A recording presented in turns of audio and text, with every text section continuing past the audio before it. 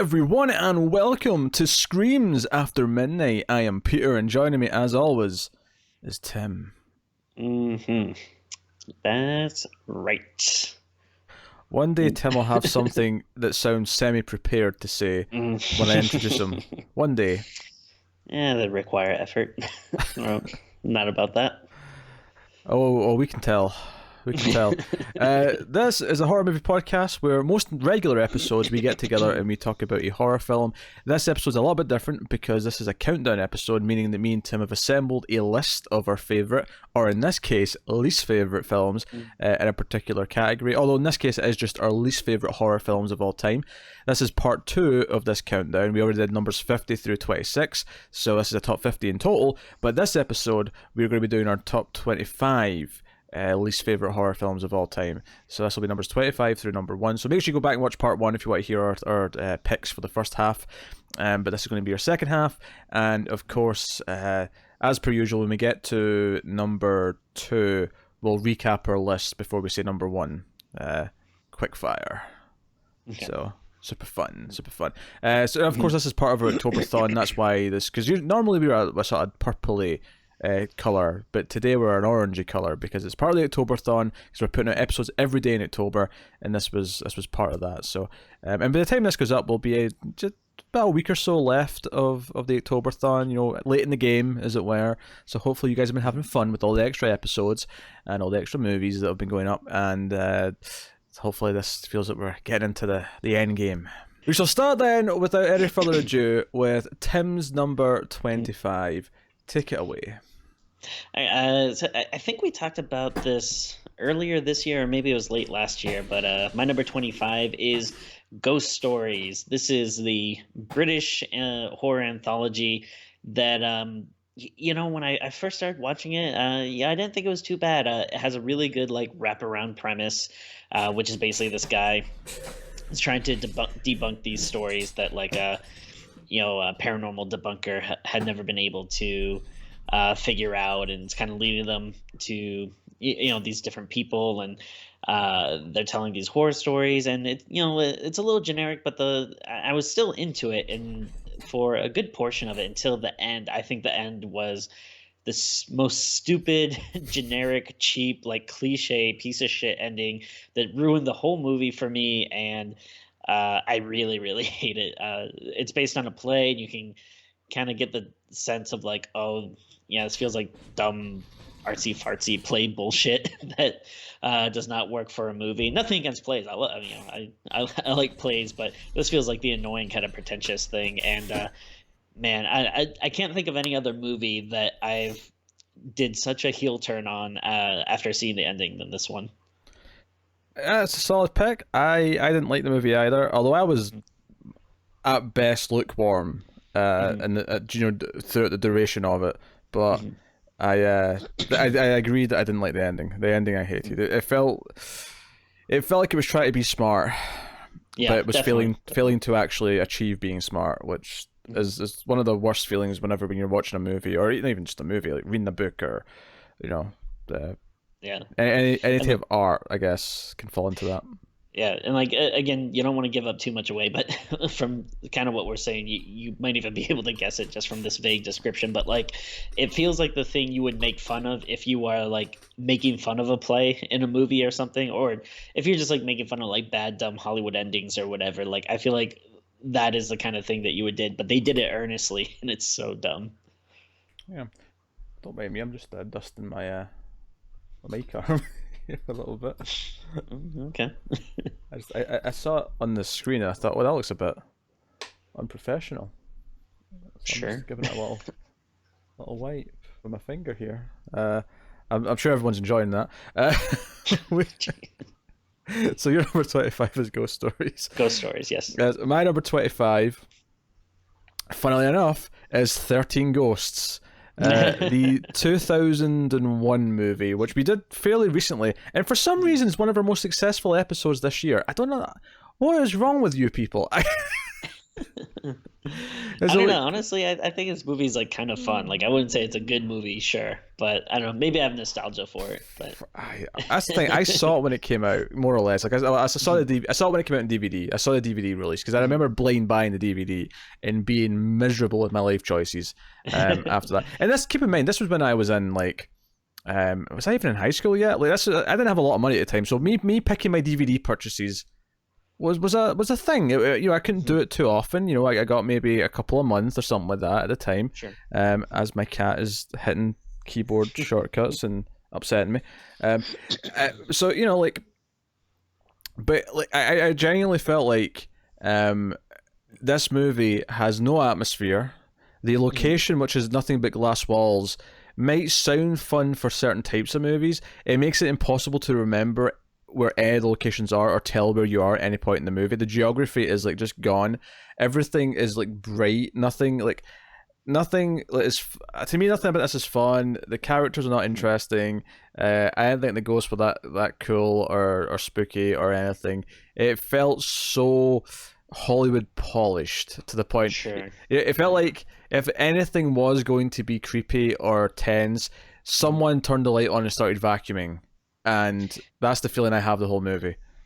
Yeah, that's kind of was like the style at the time, and I think we mentioned it before, but this came out around the same time as like they were doing a bunch of those older movie remakes, like House on Haunted Hill and The Haunting and everything, and they all kind of just like looked too good. No, I mean, and you're not wrong.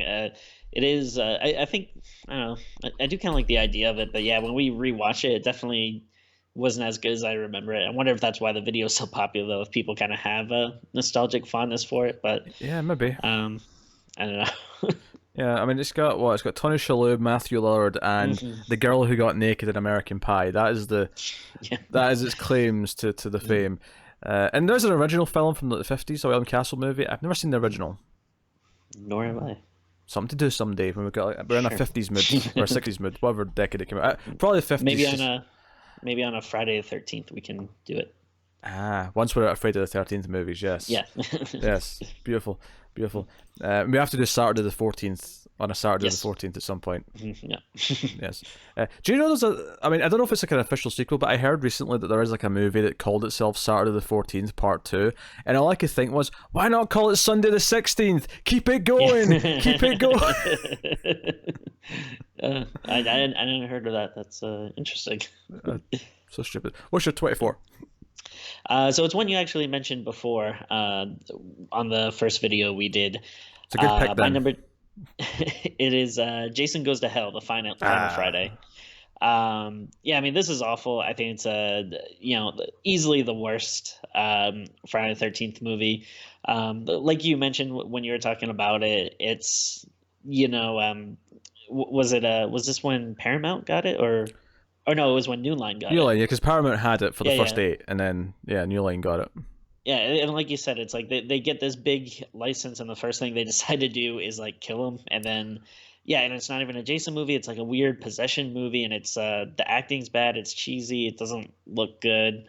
The only cool thing is like the little Freddy nod, I guess, at the end, but even that. Yeah, what's so funny about that is that it does feel like a movie that feels more like it doesn't quite feel like a Nightmare on Elm Street movie, but it feels like closer to a Nightmare on Elm Street movie than it does a Friday the 13th movie. In fact, I'd say that it almost feels the thing that's closest to it of either of those franchises is Nightmare on Elm Street Part 2. Yeah, actually, I can see that. That's the closest thing it is to anything in those franchises. But at least with Nightmare on Elm Street Part 2, though, I think that is much like better made. Like even if that's kind of a weird entry in the Nightmare franchise, I think it's still a competently made film where unfortunately, this is just not well made at all. Apologies to anyone involved in it, but I don't think it's good. I make no apologies. You had your chance. My number 24. Oh, we're returning to this franchise. Howling 6, The Freaks. This is my third Howling film, I think, on this 50.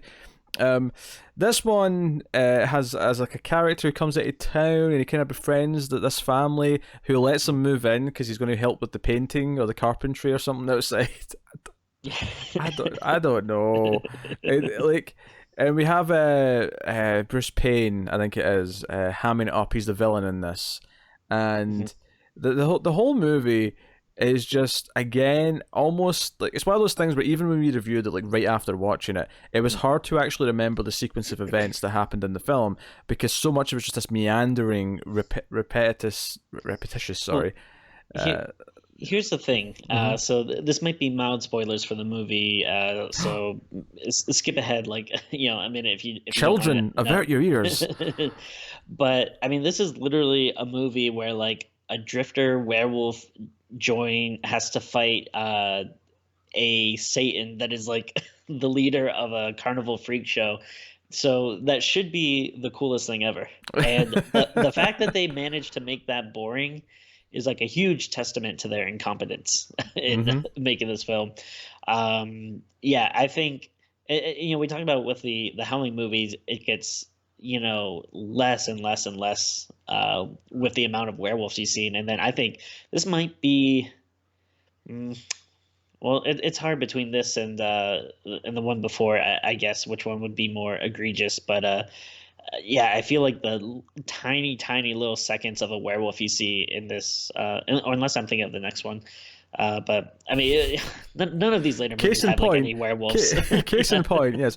To be fair, I think five technically has more werewolves. You just can't see them because it's so dark. True, true. um, yeah, I don't even know what else to say. Let's be honest. There's probably going to be more howling on my list. See, we'll get there. We'll get there. Yeah. What's your 23? So this might be one that if I remember correctly, I think you liked a little bit. I don't think you loved it, but I know you're definitely more positive than me. But I absolutely hated this movie, and that is The Visit. Oh. I when it came out, I think we talked about Shyamalan like earlier on your list when he did The Happening and everything, and Mm.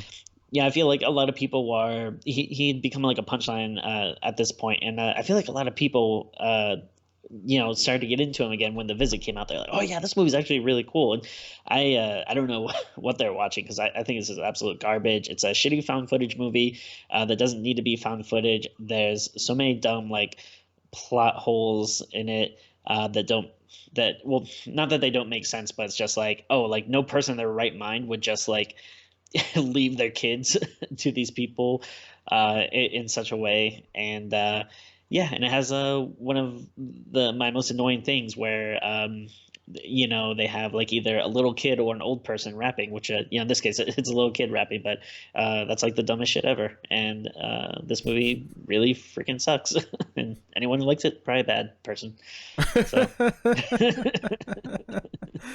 I, um, I mean, I guess it's accurate. I don't hate it as much as you do. I don't know if I'd say because the way you said that, it made me think it was gonna be. I was positive on it. I think I was very middling on it, but I didn't have the same I, hatred for it as you did, for sure. I think that's what it was. I think I Yeah, really hated it, and you're just kind of like, whatever. yeah, But yeah. oof, it makes me mad though, like thinking about it. There was one scene towards the end though. I really made me laugh though. I'll give it that. Mm. Okay, I think I know what you're talking about. Yeah. Yeah. Yes. I won't spoil it, but I'll just say there's one scene towards the end that made me laugh. My number 23. And you know what? There's going to be a lot of movies in my list that kind of fall into crappy movies we had to review on the show. And there are ones that I remember hating pretty well because we talked about them. And this next one is Don't Knock Twice, which Oh yeah. was, I think, early 2017. And it was Katie Sackhoff, supernatural plot that made very little sense. It did things that it didn't introduce the ideas properly before it did them. There's weird teleporting going on at one point in the movie that didn't make any sense. At least, maybe it made sense in the script. Maybe they cut a bunch of scenes that explained all this shit. I don't know. Yeah. But it was just one of those ones where by the time I got to the end, like I wasn't even sure what it was doing anymore, and and on top of the fact that the direction was not that good, the scares weren't there, the atmosphere wasn't there. It felt It's like generic, bad yeah, CGI, all the standard tropes of something shitty. all your staples, all your staples. So that's Don't Knock Twice. What's your 22? Wait, actually, well, real quick though, before we leave it, something I do just want to mention about Don't Knock Twice. I think the craziest thing about the movie, I don't know if you knew this, but they made like a freaking video game about that movie. I like every time, What? like every time I go into GameStop, I'm like always like looking, and I'm like trying to always look for like horror games and stuff, and I always see like Don't Knock Twice. How I'm like, wait, what is this? Could this be cool? And then I'm like, oh wait a minute, why? This is based on that movie for some reason. Uh, yeah, which I'm is crazy. investigating this. Hold on a second. I'm I mean, investigating. and I guess it's possible it could just be a game with the same name, but it at least looked like it was supposed to be based on the movie. Mm-hmm. One second. Let me know if I'm wrong, but You can see a 22 while I'm looking this up, but I'm investigating. well, mine 22 is something that we just actually did recently in this month. I'm assuming that the episode is already out, but that is Scream 3, which, man, I used to be pretty positive about the Scream franchise, but it's another one of those ones where going back and watching them, kind of like, maybe these movies aren't as good as I thought. I think there's still merit in most of them, but I think 3 is just a huge like miss for whatever it was they were trying to do. It seems like they're trying to be a lot more funny, but the plots feel forced. I don't think the characters are interesting. There's so many like dumb jokes and weird cameos, and it's a cringeworthy movie. I feel like watching it is just kind of like, you just kind of like feel weird. Like, why are they doing this? This is very dumb. I concur. I concur, Timmy. As Tim said, the review for that would have been very recently by the time this goes out. So, get our full thoughts. So I found Don't Knock Twice the game. Okay. This is from Wikipedia. Don't Knock Twice is a first-person survival horror video game developed and published by Wales Interactive. The game is compatible with PlayStation VR, HTC Vive, and Oculus Rift. It's a VR game. Okay. It was released worldwide in September 2017. A version for the Nintendo Switch was released in October 2017, so I guess it can be played without VR as well. So, Don't Knock Twice shares the same name as the film and is loosely based on the same story. The player takes the role of a guilt-ridden mother who must save her estranged daughter by uncovering the truth behind an urban tale of a vengeful demonic witch. So, Jesus, that is so like out of everything to make a game about, why this movie? I mean, it came out later the same year. I have to imagine that. I don't know. I have to imagine they made some sort of deal to make a movie or a game based on it when the movie was still being made, and they just kind of tied it in after the fact, or I don't know. Maybe we should do a stream of it or something. Who knows? Maybe it could be like a super cool game based off a really bad movie. If you want I don't feel like I want to buy it, Tim. But if you want to pay for it, you can. I'll stream it if you pay for it. Put a Patreon goal up here. Do you want Peter to play Don't Knock Twice? All right, so that was your number 22 is Scream 3. 22, yeah. Which, I mean, I agree with what you said. Scream 3 is really bad. Yeah. Full discussion out recently. My number 22 is The Uninvited, which is actually the American remake of A Tale of Two Sisters, which is a movie that we will have either the review up already or will be up soon as part of the October-thon, because it won a vote. Tale of Two Sisters won a vote. It was a vote for Asian films, and that's the one that won. The Uninvited is the American remake, which has none of the atmosphere that the original does. It is the most bland pair of actors playing these two sisters. I remember watching this and just feeling like this was probably before the CW even existed, or the CW was brand new at the time. But that's exactly how I described them. It was like watching the CW version of a Japanese movie, or a Korean film in this case. That's what it felt like. It was devoid of everything. It had that shitty blue tint that I hate on it.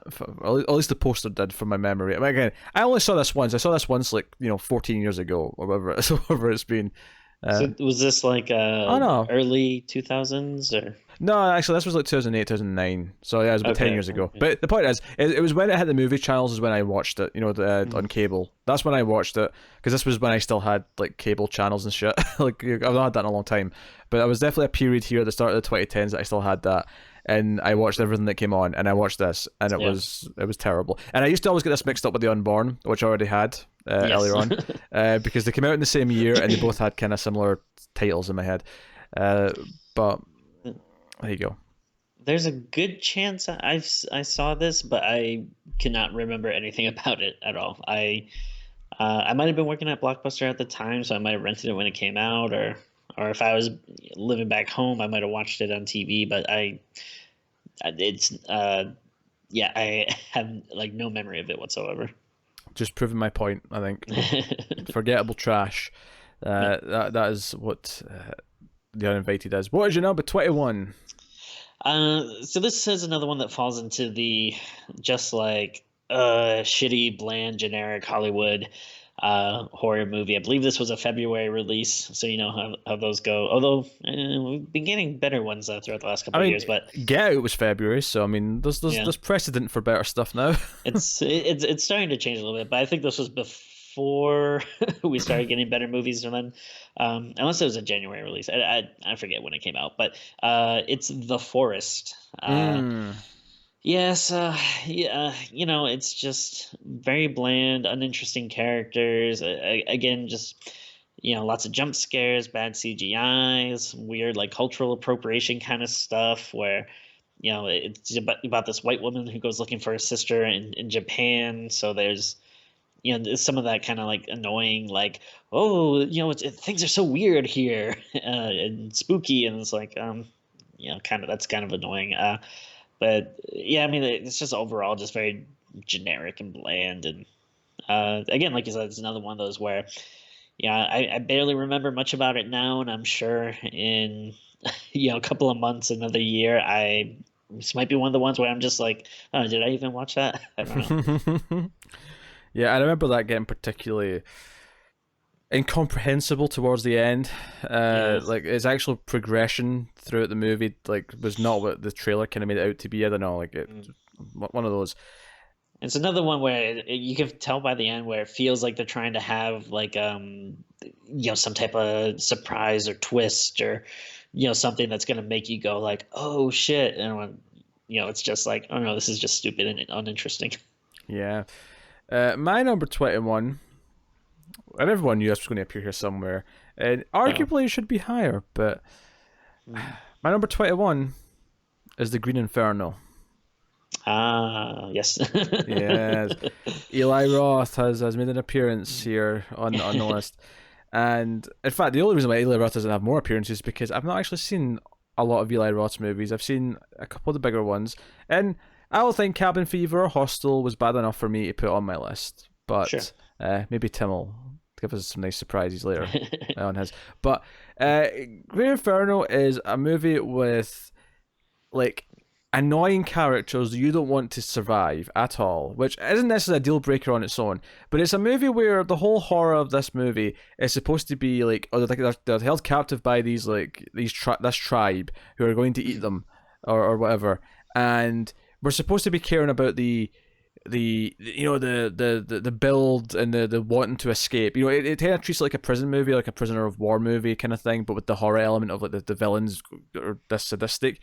And you don't care about any of the characters. And I just remember laughing when one of them starts masturbating, and male spoilers, I guess. And I remember the ending like making me laugh. There's like a mid-credit scene that tries to tease a sequel, and all this stuff. It's thoroughly unlikable. And there's just lots of little weird moments. And I remember in the review talking about how there's a scene where they're crossing a road to get to a boat, and for some reason the direction treats it like it's a Bourne movie where it's like really tense crossing the road, but there's like nothing set up to actually suggest why this is a tense moment or why this would be dangerous or anything. So yeah, I expect that Tim's going to bring this up at some point, so I'm just going to I'll end it there. The Green Inferno is my number 21. What is your number 20? My number 20, a movie we have not done, and I hope that we don't, because I only watched it once before, and I really don't want to watch it again. And that is a movie called Wolfen, which, man, obviously a werewolf movie, and I got one of those DVDs that were just Tim, like, you can never be too sure, because you'd assume Howling 2 is a werewolf movie, and you would be completely wrong. So never assume.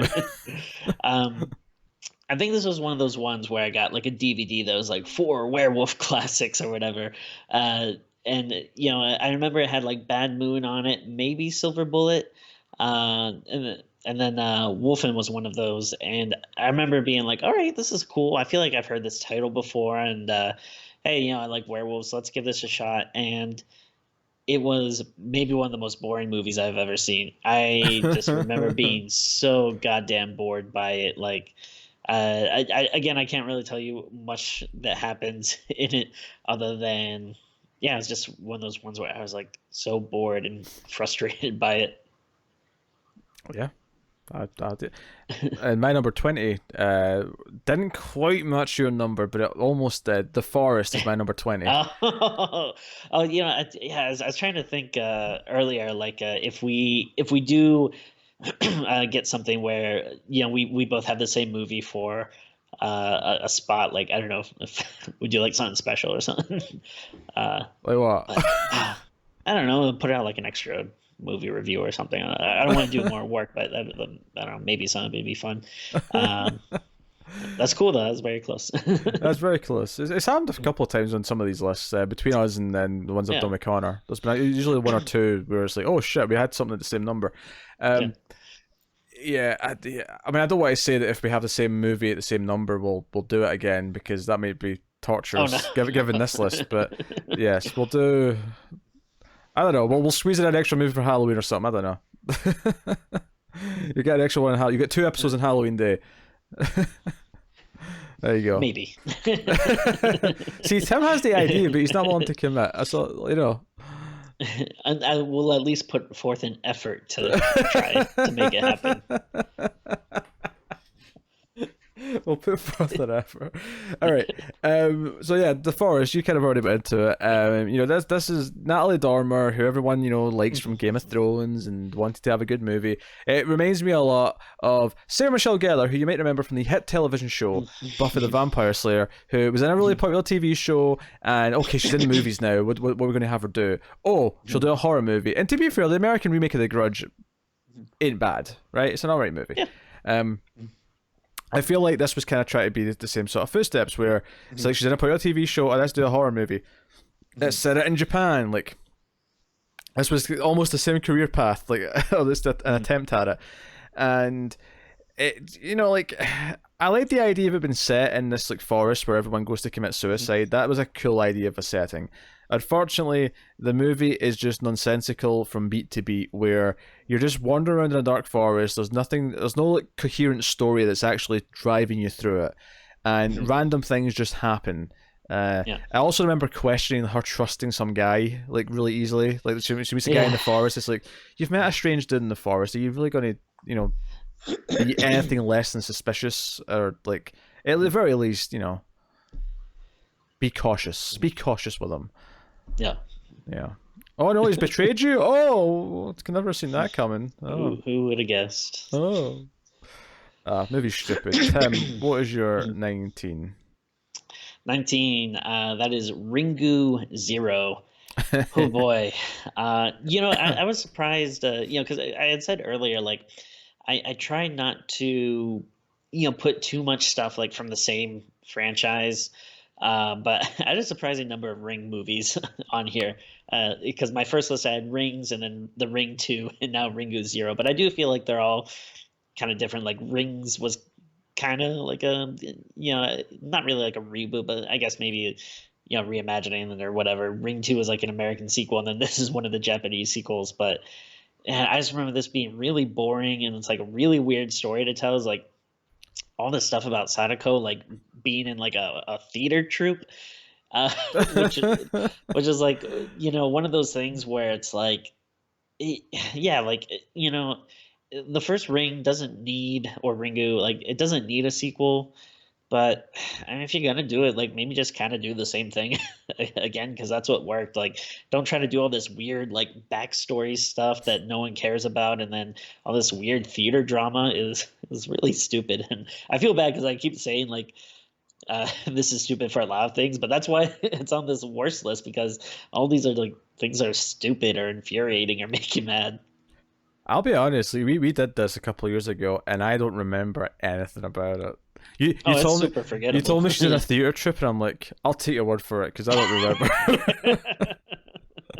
I don't remember anything about the Ring Zero, or for that record, the second one, the Japanese second one. Like I don't remember I anything think about that movie. the second one I don't really remember too much about either, and I think I remember more about Zero just because it stood out to me how like bizarre and weird the direction Hon- they're going with. Honestly, we're at a point now where I could go back and listen to our episode and just listen to it as a fan because I don't That's remember fun, yeah. anything. I'm like, yeah, I'll be telling myself about what this dumb movie is because I just watched it. Oh dear. Maybe give me too many PTSD flashbacks. I don't know. But yes, that's Ring Zero at 19. My number 19, Slender Man. Yeah, yeah.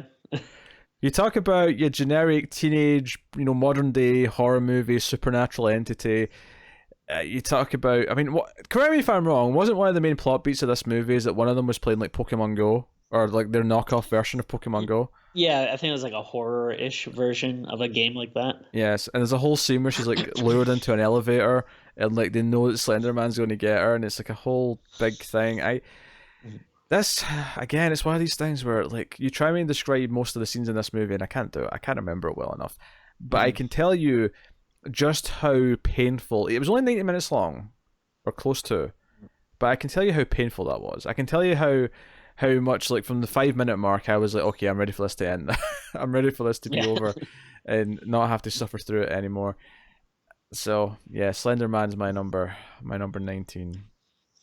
Yeah, no, that's yeah, just another one of those ones. It's very forgettable, very generic, and it is a shame because like obviously there's a real world tragedy that kind of taints it, now. But I mean, before that though, like you don't really get like a lot of cool new age like I guess urban legend kind of things, and like obviously like Slender Man isn't real, but I don't know, it's kind of cool that there's like a mythology behind it, and I don't know, in some good hands, like that possibly could have been a cool movie. But I remember thinking that the first disappearance, the first kid who goes missing, near the start, was confusingly edited. So I wasn't like I was actually like, wait, what? Someone just disappeared? Yeah. Like there was a weird cut in the way it like shifts time. It didn't feel like anything had actually happened, and it felt like did I miss something? Did they cut out a scene here that was supposed to? I don't know. So it's full of things like that, and it's the characters who are just like so basic. It's almost, I've said this before, where I feel like modern B movie horror movies, right, suffer from this thing where they're determined to not have character archetypes because they think that's cheesy, but in doing so they try so hard to not have archetypes, they give us just a cast of the most bland people who have no distinguishable personalities, and is the opposite, as if that's meant to be more realistic, and it's just And yeah, I think that's why a lot of the movies on this list, we're seeing more stuff like from recent times in the last kind of 15, 20ish years or whatever, versus like stuff in the 80s, because at least in the 80s, if you had a bad movie, it was a lot funnier because you would have cheesy over the top characters with like weird personalities, and they'd say weird things, versus now like you said, everything is so bland and generic that even if you have a bad movie that maybe normally you might have laughed at, the characters are so like safe and boring that that you can't get any like even cheesy enjoyment out of it. yeah, we're striving for realism, guys. So our characters won't be weird or say weird things. They'll just, unless you wish upon, in which case, are you into multiverse theory? Because I love multiverse. Oh, who doesn't? What is your number 18? This was a big disappointment for me. So I'm a really big Clive Barker fan, and I've been like reading a lot of his stuff, and maybe one of the best like horror books ever written would be his short story collection, Books of Blood. I highly recommend, if anyone is looking for something creepy to read this season, there's a lot of really great short stories there. And I remember being surprised when I found out they had made a movie. I don't want to say based on it, but a movie that has the same name. I think I just randomly came across a DVD that was like Clive Barker's Book of Blood, and I was like, holy shit, like, oh, they made a movie about it. That's crazy. And then, I thought it was like a little weird because it's like, well, it's a short story collection, so it's like an anthology or something. Like, they're not naming it after one of the short stories; they're naming it after the collection. But I watched it, whatever, and it was just bad. I mean, it resembles like nothing from the book.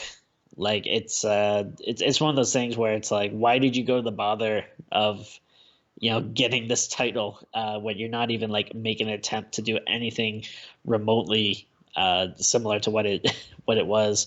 Again, like a lot of these, yeah, I feel bad because I really don't remember like too much about the plot. I just remember being like really disappointed and angry that I'm like, this is just like some weird generic bullshit that they just slapped a title on that horror fans will probably recognize, and it's very bad. Sorry to hear that, Tim.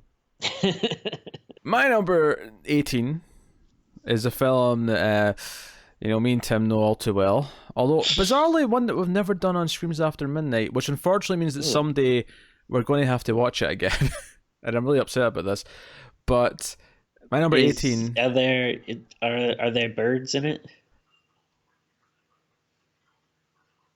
No. Okay. I don't think All right, so. So it's not Birdemic then. No, Okay. no, it's not Birdemic. No, we do have to do that someday. You're right. But I'll tell you right now, Birdemic is not appearing on this list because Birdemic at least made me laugh more than a lot of the things on this list. Concur. Yeah. But my number 18 is Darkness Falls. Okay. Oh, right. Yes. From 2003, I want to say this came out. It does actually star Emma Caulfield, who was in the hit television show Buffy the Vampire Slayer. She was Anya / Anyanka. Maybe we'll have to do a vote at some point where we do the theme is like horror movies starring Buffy stars. Yeah, we should actually. That'd be quality. Yes. So this movie is about an evil tooth fairy. There's also like a weird rule where light, like the thing can only be in the darkness, so it's kind of like a lights out kind of thing almost, like before lights out was real.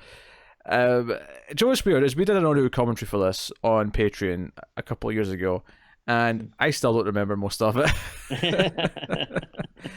I remember some bad CG. I remember I remember ending in a lighthouse, I think, like because they raced to a lighthouse at the end, I'm sure.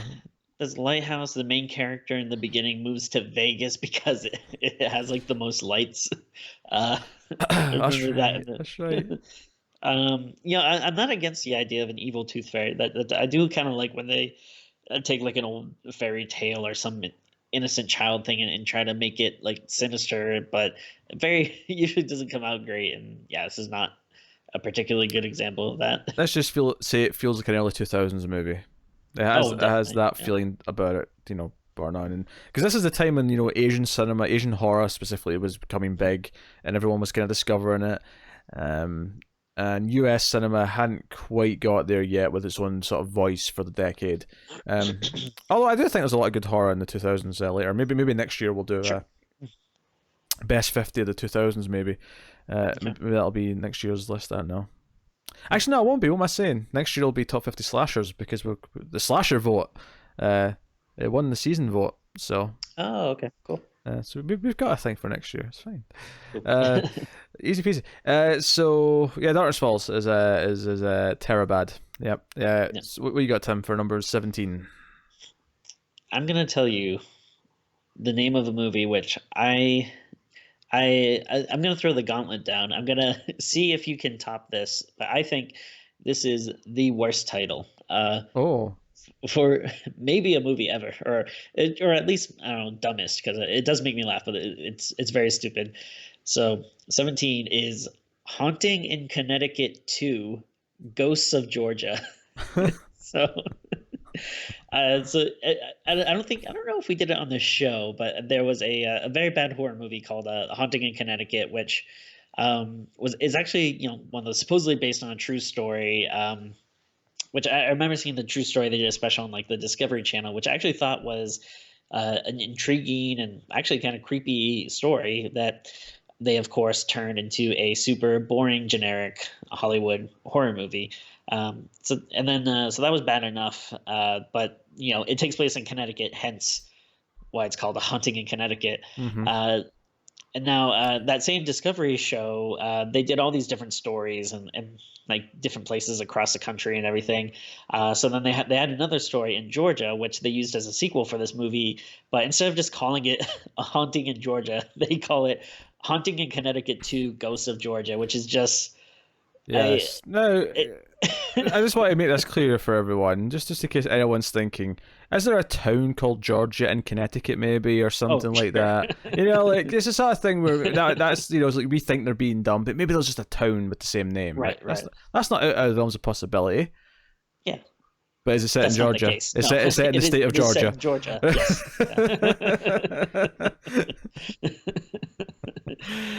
So I mean, again, this is one of those bland, kind of generic, forgettable movies, but I have it on the list, and particularly so far down, just because of how goddamn dumb the name is.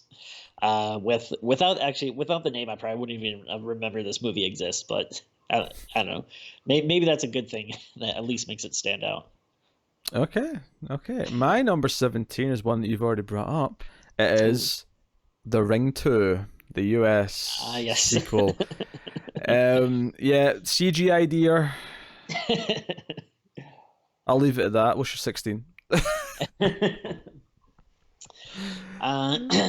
So here's a franchise I don't think we talked about yet, but Hmm. I did want to get it in here at some point. That is Texas Chainsaw Massacre: The Beginning. Oh, yes. Wait. I think wait. Did we talked about Leatherface, right? Actually, yeah, I did Yeah, have you that on brought my you list. you brought up Leatherfish, yeah. Okay, so this is the second entry on here. Yeah, this is just so this is the and I had to look up all the titles to make sure that I was picking the right one. Uh, Yeah, because are you doing the prequel to the reboot? Or are you doing the prequel to the original? Are you doing the right. sequel to the original but ignoring the other sequels? Well, there was the one that came after this. We actually both surprisingly liked, and Mm-hmm. I wanted to make sure I wasn't confusing it with that one. So no, this is the one that's a yeah.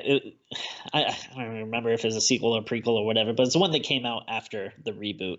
Well, I guess it's a prequel because it's the beginning, but um, a lot of people still have love for the reboot. I did like it when it came out, and then I think when we reviewed it, is I'd kind of grown soft on it. I was like, I don't think it's the worst thing in the world, but I really am not crazy about it that much anymore. But then this movie after, it was just so bad. It really doubled down on all the dumb, annoying stuff that I wasn't crazy about in that first reboot, and it just like didn't look good. And again, the characters like weren't interesting, and yeah, it's again just trying to like you can tell like they don't really know what to do with the franchise, so it's just like well, let's go back to the beginning, and I just I feel like it's never a good sign.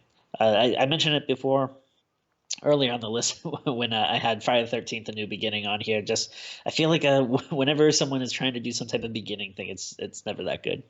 Mm.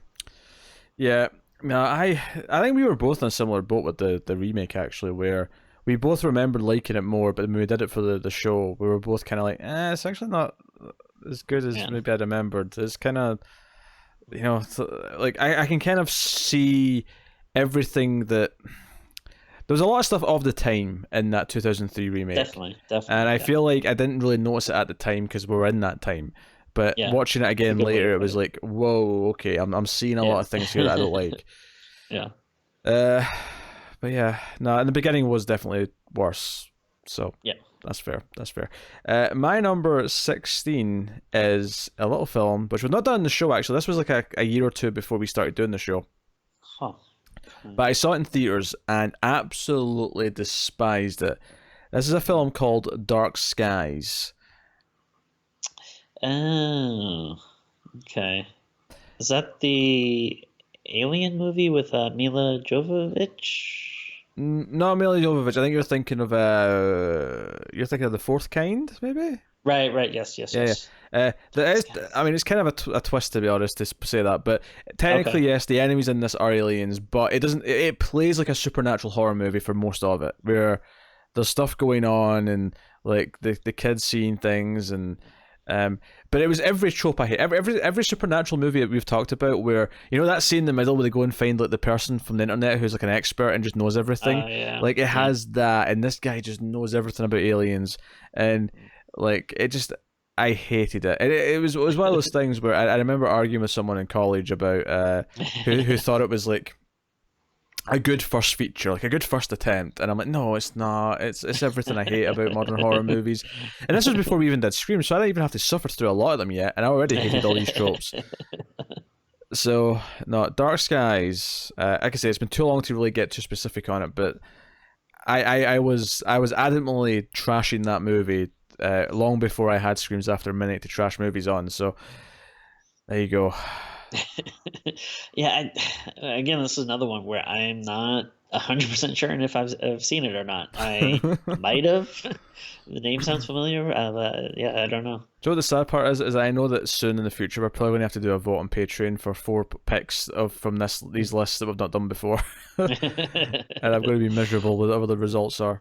Oh boy. Ah, dear. Luckily, I'm looking at the top batch, and the first one on my list that we've not done already on the show is number 11. So that's as high as we can go on my list. But yeah, that was my number 16. What's your 15? I think I watched this for last year's October-thon. We haven't done it on the show, and I don't know. I kind of don't want to watch it on again, but I feel like it'd probably be a fun episode if we did. It's a werewolf movie. It's a sequel to a very good werewolf movie, and I don't know if you have any guesses. Well, a very good werewolf movie. It either has to be an American Werewolf in Paris or one of the Ginger Snap sequels. You got it on the first try. Yeah, Okay. American Werewolf in Paris. It's again, I think like last year was like streaming, and I was like, oh yeah, I'll boot this up. Been a while since I've seen it. Maybe it'll be kind of fun. And whew, it is so bad. Like the storyline is weird. The main character like sucks so hard. Like it's just one of those dudes that you constantly just want bad things to happen to him, which is like kind of the opposite of what you want in a horror movie.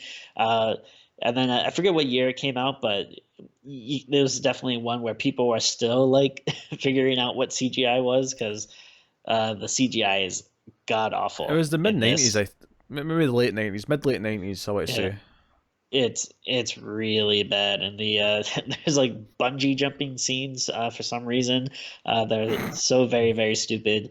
It absolutely sucks. So while I don't want to watch it again, I think we could get a lot of mileage out of that episode. I think have we even done the first one? I would have thought that we did. I mean, sometimes it's kind of hard to tell, because like with those like classic prominent movies, it's like, oh yeah, we must have done that. You just kind of take for granted, but I don't know, maybe we haven't. Yeah, I don't actually know. That's so weird. I'll have to check my records later and see if we've done that movie before. Yes. What's next then? My number 15. This is one you brought up before, much earlier on the list, and this is Friend Request. Oh yes. Everything I hate.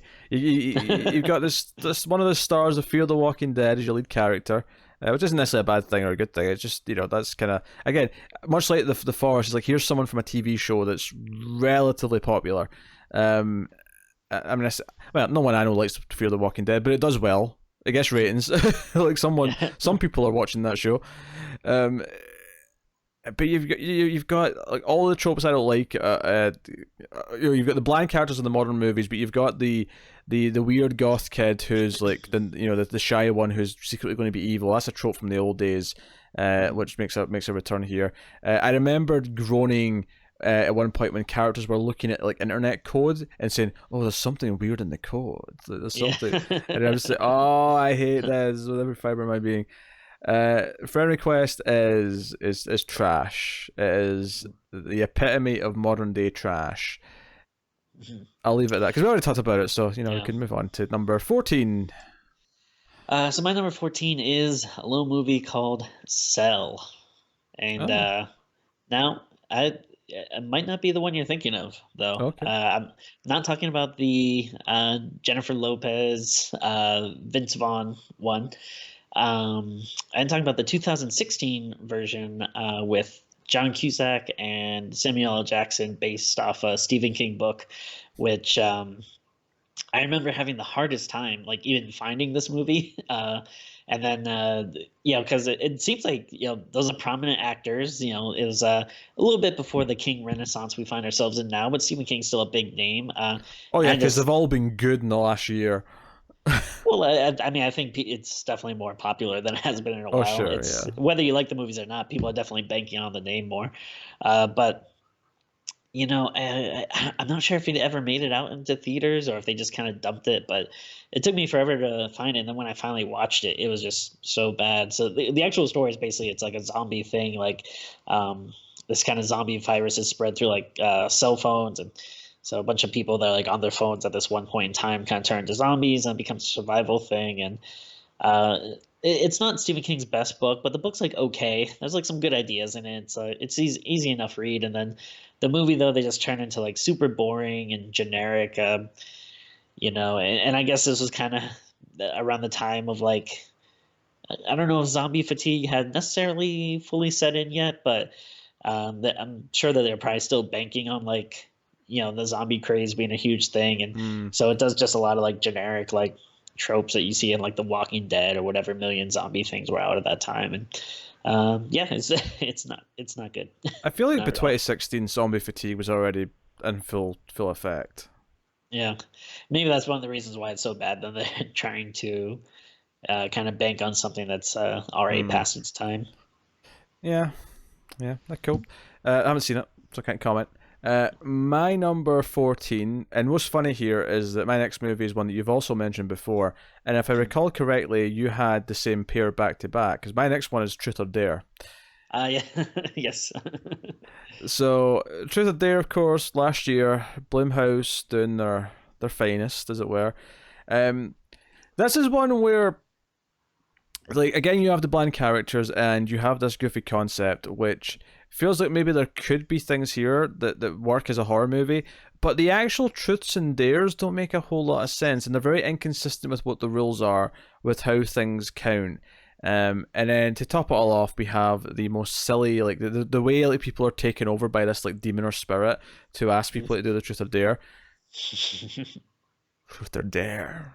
Like, just really that tilted Yeah, head, big yeah. goofy horror smile, like the whole thing just comes off, and it does these things where like the whole movie it keeps teasing this idea that like the girl's best friend had sex with their boyfriend or something, or no, that's not what it is. It's that one of the dares is going to make them have sex, so Yeah. they have to like I don't know it again. It's taking the CW, mixing it with a R-rated horror movie. I mean, if this even was R-rated, it probably was. But Yeah, yeah, like they try to infuse a lot of drama into it, but like again, it's the characters are so bland and boring. Who cares about their lives? yeah, so no, Truth or Dare had to be here for me, and I didn't know where I was going to put it in terms of height until I started arranging things. But it felt wrong to put it any further down. So that's number 14. What's your 13, Timmy? So you've had a lot of these on your list, but I think this is my first one. 13 is Howling, New Moon Rising. So obviously this is the line dancing one, Yeehaw! which I almost don't want to put it on the list because like watching the movie is very bad, but going back and thinking about it, it is kind of funny that they made this like horror franchise sequel. Like somehow someone got the rights and then just made a movie to promote like his bar and band and stuff. That is kind of funny, but it is still it's funny to think about and maybe watch 5 minutes of, but watching the whole movie It's actually it's is funny. a chore. It's funny conceptually, and it's funny for it's like the first time it goes to the line dancing scene, and you Yeah. realize we're going to be on this for 5 minutes. And you're like, it's not cutting away. It's just staying here watching the line dance. It's funny that first time you realize what this movie is. The rest of it is tedious and boring to get through. It is a nightmare. Yeah. And again, like kind of mentioned with all the movies, like you shouldn't be able to count in a werewolf movie, like you shouldn't be able to count the number of minutes that you see a werewolf Oh, on like one hand not even that. and One finger. one finger. Yeah. Oh dear. Can we just ask you this question, Tim? Sure. Like, can you think of any other horror franchise where obviously you refer to, like, like if you talk about the Hellraisers, you're talking about the Friday the 13th, and with Friday the 13th, you say Jason X is the space one. Can you think of any other franchise where you have something as ridiculous as the line dancing one? I honestly can't. I cannot. Friday the 13th Part 7 is the carry one. Yeah. Like. Halloween 8's the internet one, like, Resurrection. But no, the line dancing one. Every franchise should have a line dancing entry. Sure. I'd be down for that. Yeah. Nightmare on Elm Street Part 12. Freddy gets in line. Oh, God Oh damn boy. it. My number 13 is another recent one. It is one we covered on the show. Especially dumb. And again, actually, there's a trend here with some of my picks here where this has got another TV actor in it. Particularly in this case, a TV actor from Modern Family. This is Satanic. Oh yes. Gee, I forgot about this one. Yeah, you're like, oh, that should have been high on my list, and I forgot about it, damn it. Where they're on like a road trip in their van, and they get something from this magic shop or something. Like, I don't remember exactly how it started, but Yeah, I think like they go into this like occult satanic shop and are very like disrespectful to it, and just like, oh, look at these things, because they're just dumb annoying kids. Yeah, the characters in this were terrible. But it does this thing where early on they see something weird, like in a window, and right there when I'm watching it, I'm like, this is one of them at the end. Like, I called exactly where it was going, like from the first seconds, and the characters and the drama, again, it's just bullshit. It's just them being annoying. You could tell, like, I really hate this generic wave of horror movies that we've had in the last few years.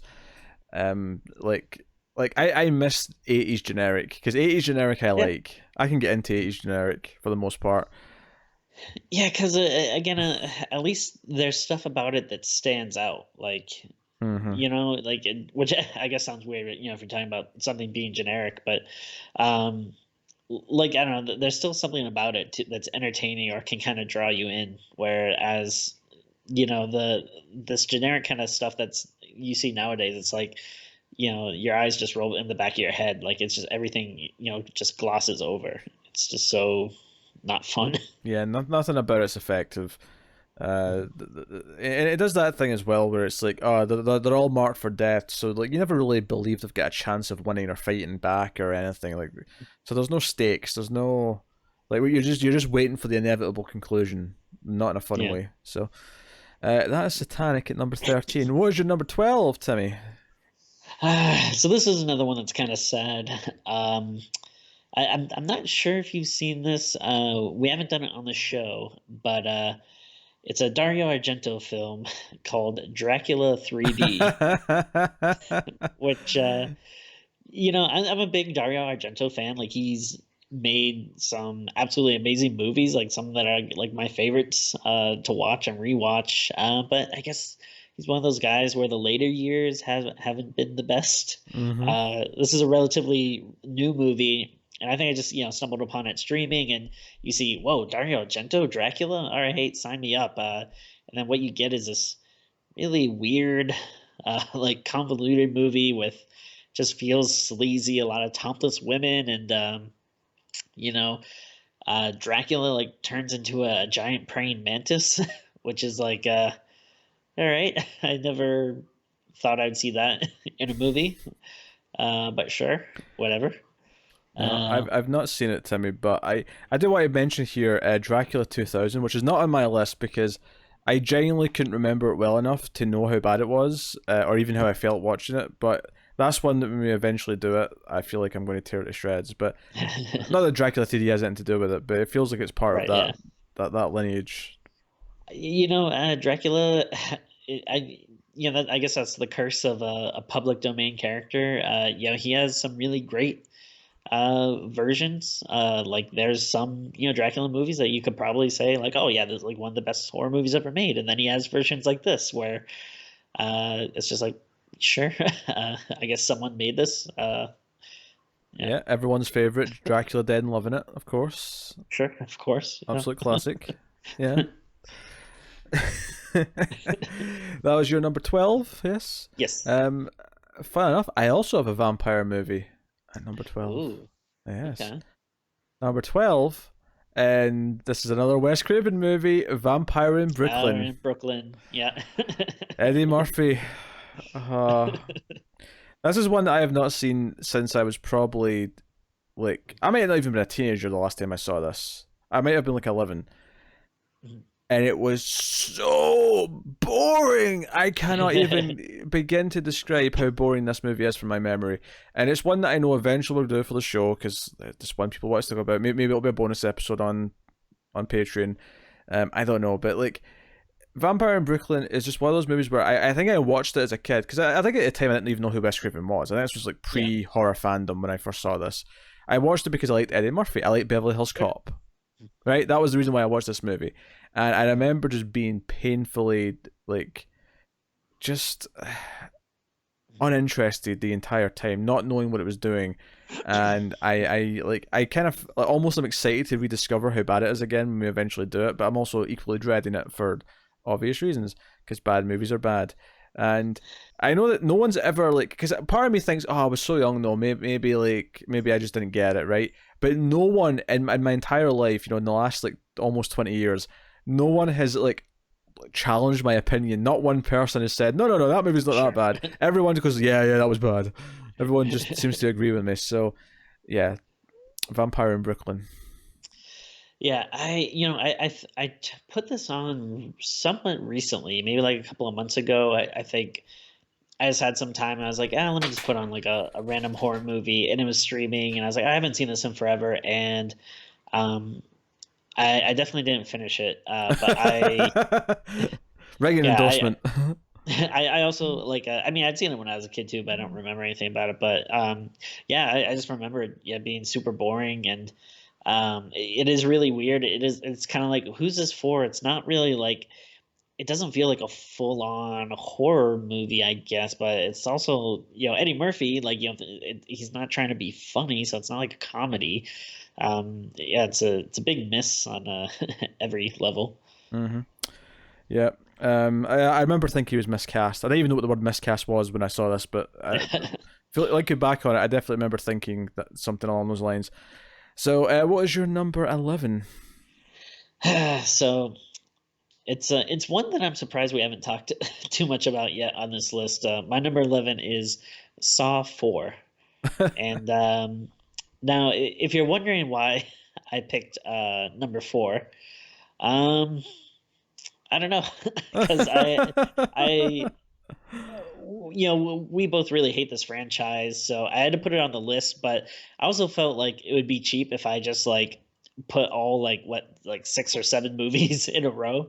So I just wanted to put one movie, and then I couldn't really tell you like what plots are in which one. I figured like the first 1 or 2 are not the worst, but I feel like 4 was definitely when it started to get like really convoluted. Bad and convoluted. Yeah, again, I'm not fans of the earlier ones, but I think you could at least make a case for those. At least maybe the first 1 or 2 being like, oh, they're okay or whatever. But yeah, I think by this point we're in full swing, and where they're doing all this stuff that we really hate, and really like bending over backwards to make the movie fit in with the other stuff. And it's I hate it so much. And I will say it's the only one I put on my list, because I feel like I hate all the movies in like the same way. Mm-hmm. So I don't know. I feel like I couldn't just continuously put them on there. But yeah, Saw 4, very bad, as are all Saw movies. I still have any Saw movies on my list, and the reason being is that they all kind of blur together, and like I can't really, with any certainty, distinguish Saw 6 from Saw 7 from Saw 5 to Saw 4, and like, I don't know if like any one of them stick out to me on their own as being like one of the worst things ever made. So, but hey, I can respect it. I can respect it as a pick. My number. Oh, if I could put an asterisk or a parentheses and put like the whole Saw franchise in that one spot, I would. But yeah, yes, the second worst horror franchise. was Howling the first? Of course it is. Come on, Tim. Come on. Okay. My number 11 is the 2010 version of The Wolfman. Ah, okay. Benicio del Toro, Anthony Hopkins, two horrible looking wolves fighting into a fireplace is what I remember from the ending. This because I'm not like a huge fan of the original Wolfman. I think it's okay, but I think it's one of those Universal monster movies that don't hold up that well. I think it's it's a decent movie. I think this remake takes everything I don't like about it and just like amplifies all of it into a really boring, dull looking movie that it felt like it lasted like 3 hours, even though it's not even close to that. And like I hated Del Toro's character. I don't think I was ever engaged or cared about what he was going through or cared about his transformation. The twist that Anthony Hopkins, I mean spoilers, the twist that Anthony Hopkins is also a werewolf just made me groan. Everything about it. I saw this in theaters and I was miserable. This was because I had just got an unlimited card to see movies in the theater and I was going to see everything at the time, and I just remember like being absolutely like soul destroyed by this. Yeah. Absolutely soul destroyed.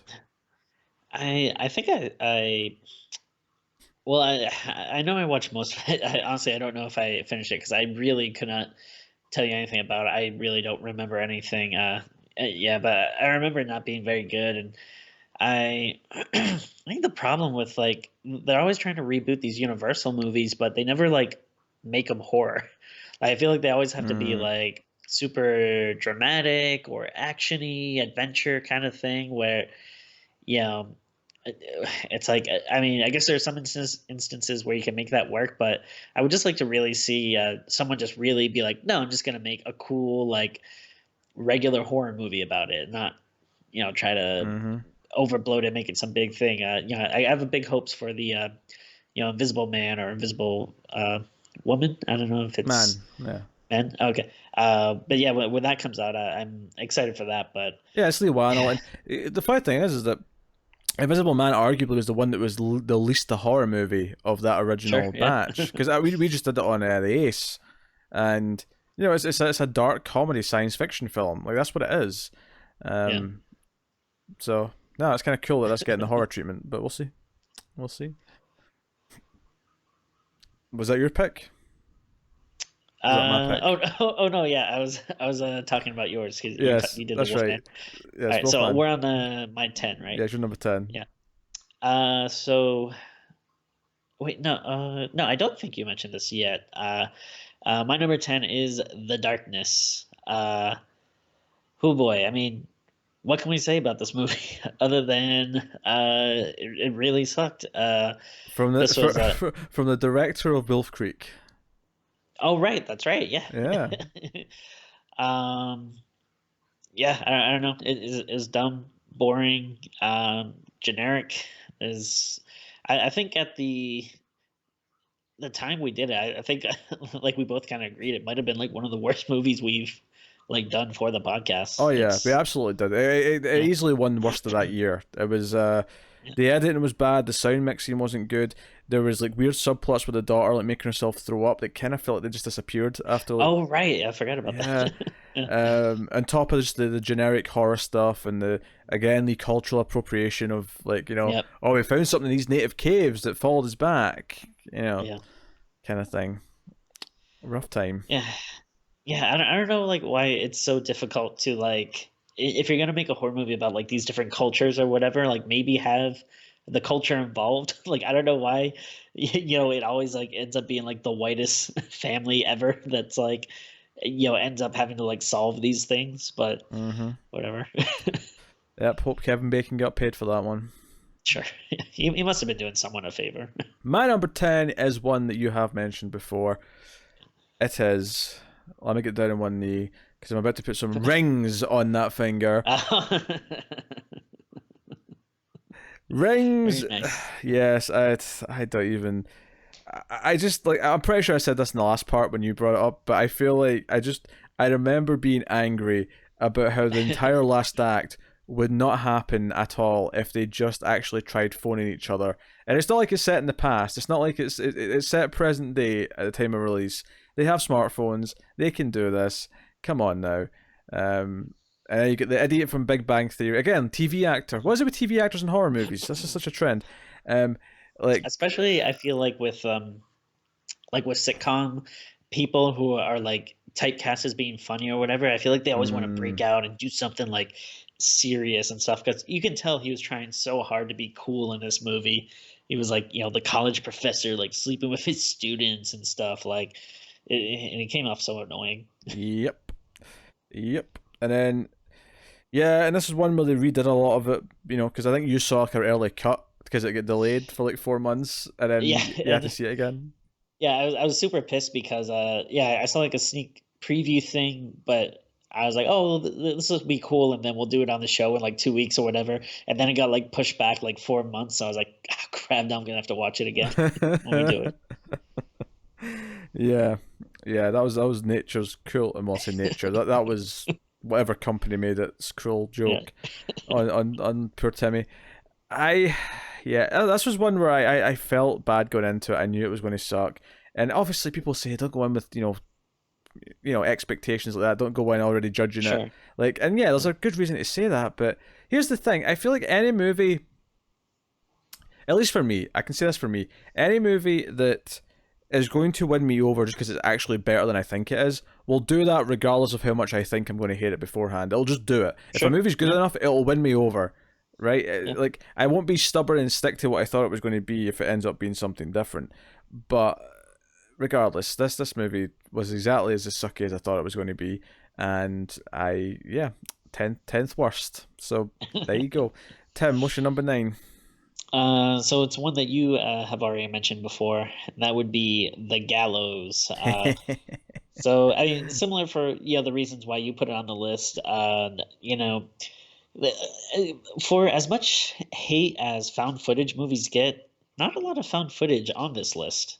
Uh, but when you do think of like the things that are wrong with found footage, like definitely The Gallows is like a big example of all the annoying tropes and stuff like people filming when they don't need to be, like just dumb boring characters, and then yeah, like the scares were just boring and generic, and yeah, it's just very bad and forgettable, which who knows, we might not even have remembered it if we weren't cursed with having to watch a sequel very soon to it. Like seriously, like out of everything in the world, like why a sequel to this movie? I'm assuming it probably like costs like $15 to make, so I guess Yeah. that's why. But oh, and of course, like the biggest trope of all, especially with found footage movies, that I hate is the one last jump scare at the end. Oh, sure, yeah. Especially egregious in this movie. So stupid. Yeah, the only good thing I'll say about it is that the trailer had a really good cover of "Smells of Teen Spirit" that I quite enjoyed. Okay.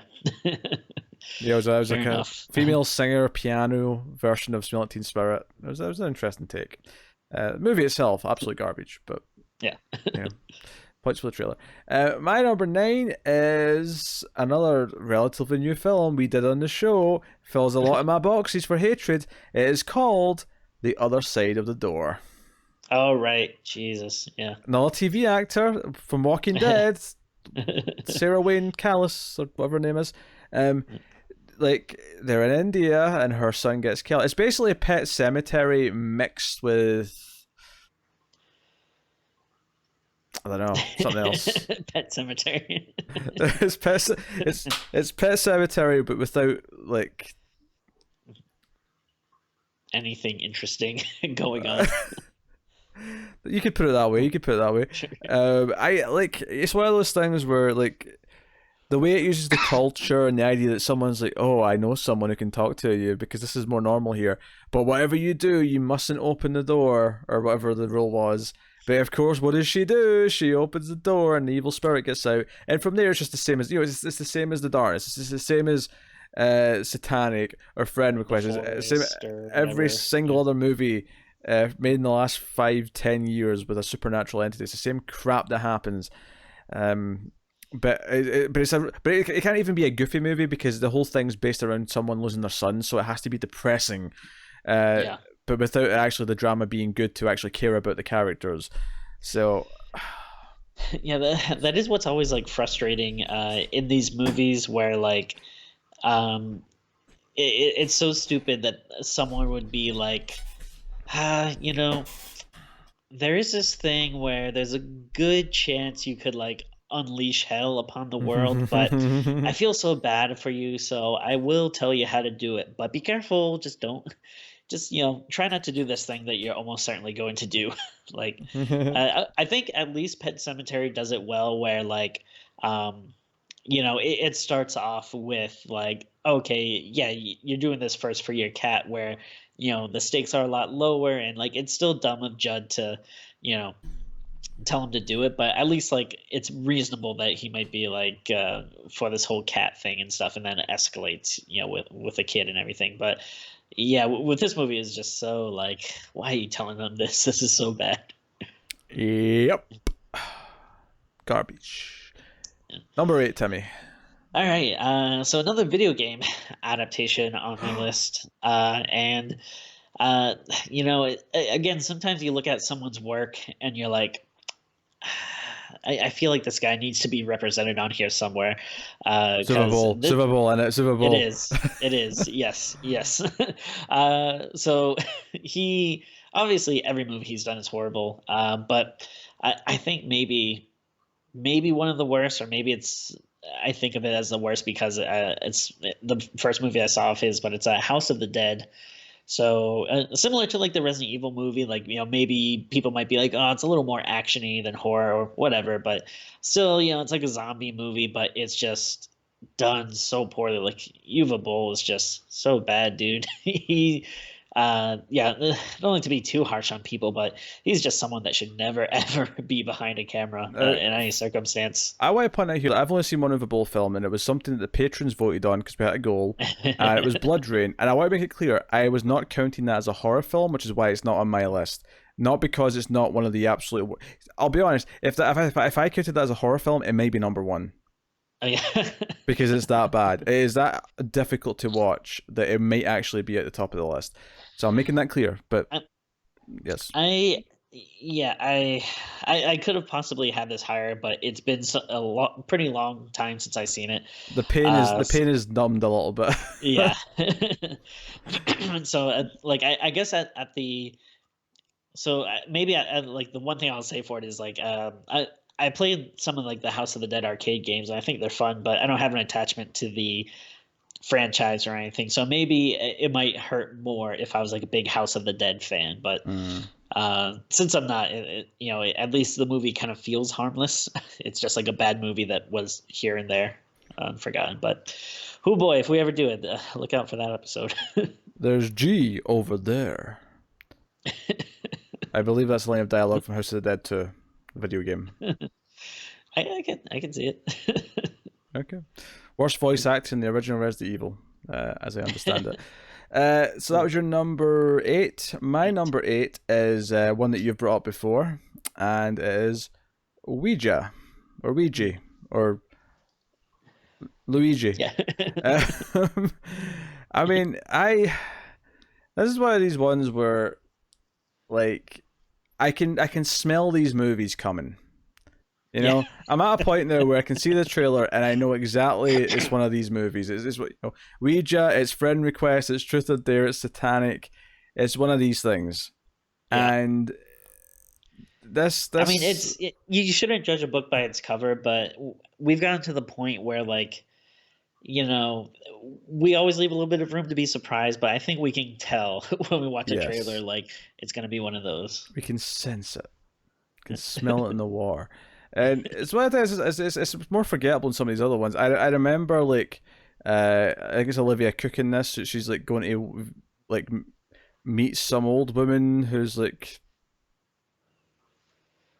already dealt with it or something. I don't know. Like I've happily forgotten the plot, but I think like does her sister die, and then like they're trying to figure out like why by using the Ouija board, and there's all these rules that they're breaking, and then there's a thing with the ghost where like her lips are sewn shut and they have to um like open it up or something.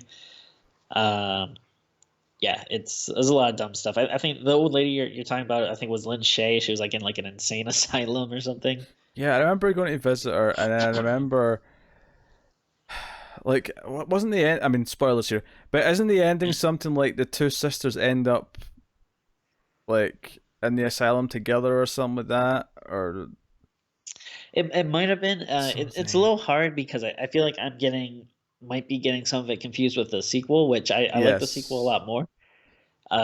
This And the I feel like sequel that has a more memorable storyline. the sequel was good until the last 10 minutes when it had to just make it all fit the first Tie film. into everything. Yeah, Yeah, because it was a prequel, remember? So right. of course the characters in the first one have to become characters that we know of in the first one, and that just kind of ruined the ending for me. But Yeah, there was good stuff in there for sure. It was definitely a much better movie. But nah, yeah. Ouija, I like.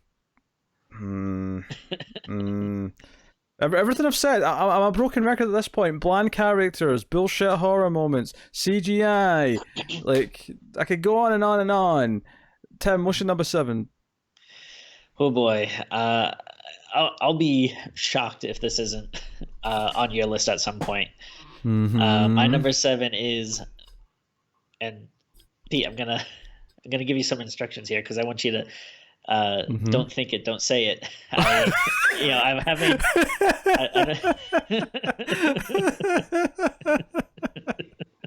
Don't think it, don't see it, don't see Yeah. it. So yeah, exactly. They're setting themselves up with a tagline like that.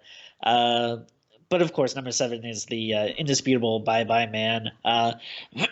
This was like this movie is absolutely insane. Like the one thing I will give the credit for this movie is, again, it has a lot of the bullshit that we talked about with all these other movies that makes it bad, but at least this one, like the story is so goddamn ridiculous that I feel like it does stand out more.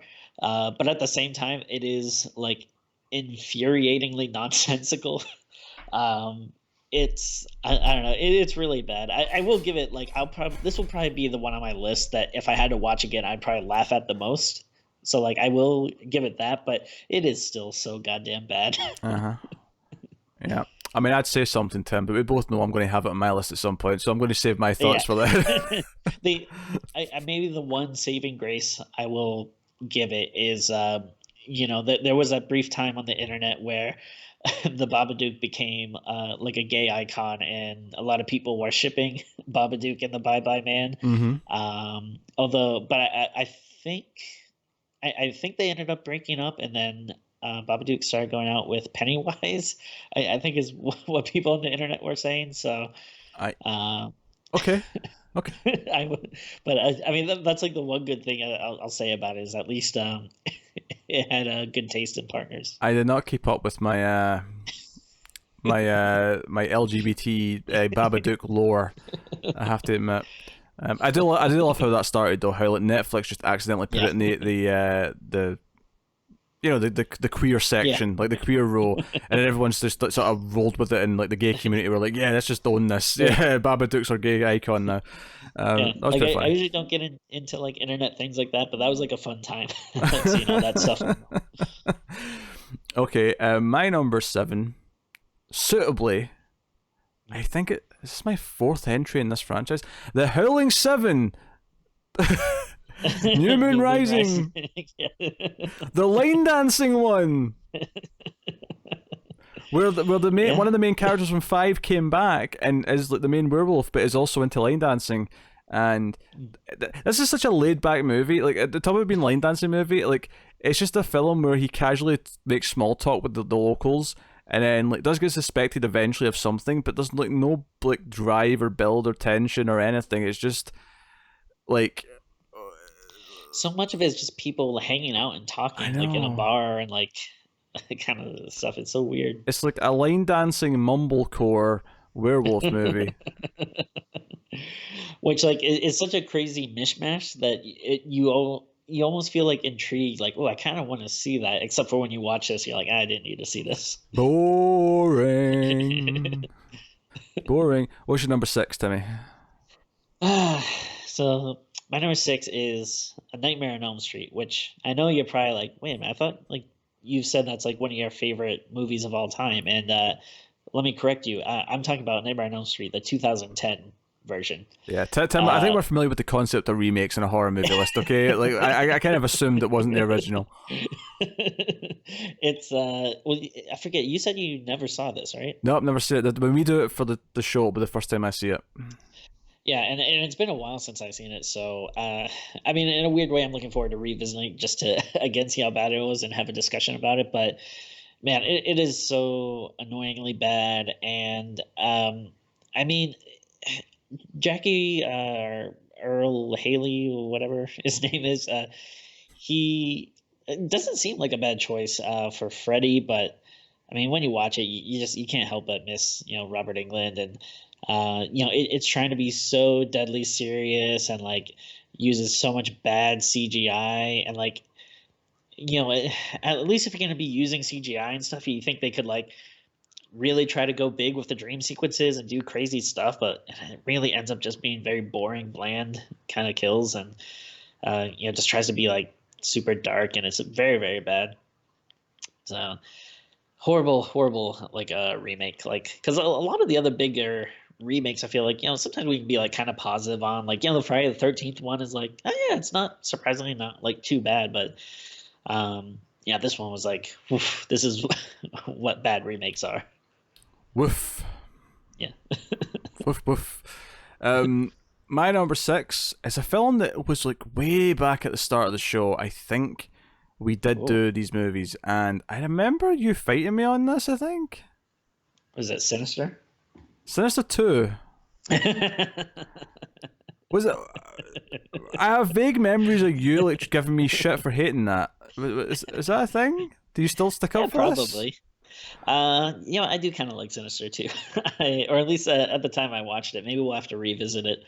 I don't know, I thought there was some like cool kills. Yeah, honestly, anything in those first 40, 50 episodes is fair game to redo, because those were dark times and we weren't very good at this yet. But like, it's not my favorite thing in the world, but I think I'll slightly Sinister. No, I just remember being like so uninterested in the main character and his plight, and I remember it having like, because Sinister does that thing at the end of the first movie as well, where there's that one final jump scare where all it is something to be a jump scare. There's like no even illusion that it's meant to be just a normal scene or anything else. It's just, hey, you're staring at this thing because there's going to be a jump scare in a second. Wait for it, wait for it, wait for it. And 2 does the same thing, and it upset me dearly. Not that's the reason why I dislike it. I dislike the whole thing. And I think I disliked the second one more because I saw it in theaters because it was a new release at the time. And like, and if I remember correctly, a very minor character from the first movie who was kind of like the dumb bumbling sheriff kind of becomes like the main character in this one. Oh, I think it was the sheriff. It was like the deputy, but yeah, he came around the house or something in the first one, and now he's like the main character. Yeah, and he's all like he's like a tortured soul because he's dealing with all this shit, looking into these snuff films that have been hurting people or whatnot. Sinister's such a like I don't even like the first one. The first one is a bad movie, I think. Not bad enough to be on my list, but I thought it was such a missed opportunity with the snuff film concept. It just it turned into just a generic movie after that stuff, and 2 was just generic all the way through. It didn't have it. It just didn't have it, Tim. I'm sorry. Yeah, well, maybe one day we'll have to revisit them. Before The Boy, there was Sinister 2. What's your number 5? Number 5, man. This one, this is another one that it makes me angry just thinking about, and that is, and you probably wouldn't have thought that I'd have one of these movies on my list, but Leprechaun Origins. So obviously the first 6 Leprechaun movies are pretty untouchable. They're all great. Mm-hmm. And then they, for some reason, like the WWE gets a hold of the license. No, do you know what it is, Tim? I can tell you. I can tell you why. Okay. Because they had a little, a little person wrestler, who went by the name of Hornswoggle, and they Right. wanted to put him in a movie. And what's the one franchise they could think of where a little person would be perfect for the role? Of course. Leprechaun. Yeah.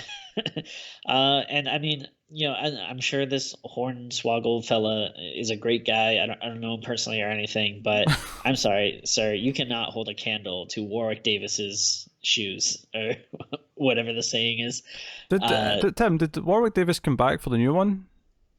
he unfortunately did not, but the person in the new one, I actually did think was much much better than Hornswoggle was Sure. in Origins. Yeah, Origins is so bad. Like, like obviously the original Leprechaun movies are very cheesy and dumb, but I think in a very fun way. Leprechaun Cheesy? Origin. Dumb? These aren't the Leprechaun movies that I've seen, Tim. I mean, it may surprise you, but there is a little bit of like cheekiness to them.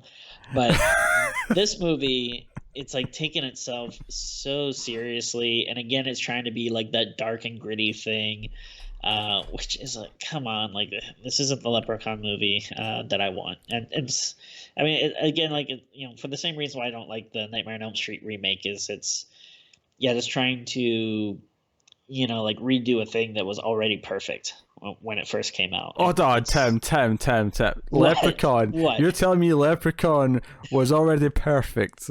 They nailed it in one. That's what I'm saying. And then you can't improve on perfection, and just What it was two ruins the whole then? pie. What was two then?